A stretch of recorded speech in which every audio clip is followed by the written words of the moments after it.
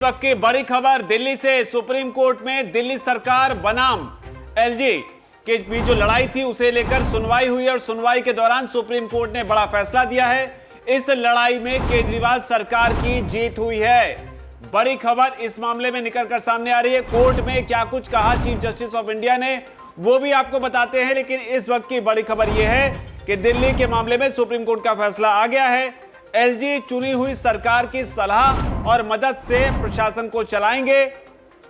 सरकार के पास अधिकारियों की तैनाती का अधिकार है। तो यह बड़ी खबर सुप्रीम कोर्ट से। हालांकि सुप्रीम कोर्ट के अंदर चीफ जस्टिस ऑफ इंडिया ने टिप्पणियां भी की। उन टिप्पणियों को भी आपको बता देते ताकि आपको समझ में आ जाए कि आखिर कोर्ट के भीतर क्या हुआ, और इसके बाद संक्षिप्त में आपको बताने की कोशिश करेंगे कि आखिर यह पूरा मामला था क्या।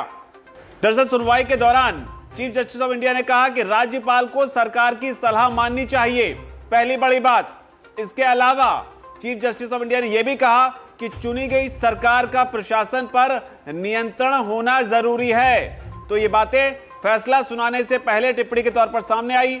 साथ ही चीफ जस्टिस ऑफ इंडिया ने यह भी कहा कि केंद्र का कानून ना हो तो दिल्ली सरकार बना सकती है नियम, यह बड़ी बात। इसके अलावा दूसरे राज्यों से कम है दिल्ली सरकार के अधिकार, तो यह बात चीफ जस्टिस ऑफ इंडिया ने मानी। साथ ही उन्होंने यह भी कहा कि दिल्ली सरकार की शक्तियों पर केंद्र की दलीलों से निपटना जरूरी है। साथ ही यह भी कहा कि दिल्ली मामले में आए 2019 के जस्टिस भूषण के फैसले से बेंच सहमत नहीं है। 5 जजों की बेंच ने यह सुनवाई की थी, जिसके बाद में यह तमाम टिप्पणियां आई और फैसला आया कि एलजी जो हैं वो चुनी हुई सरकार की सलाह और मदद से प्रशासन जो है वो चलाएंगे। वीके न्यूज, राष्ट्र के नाम।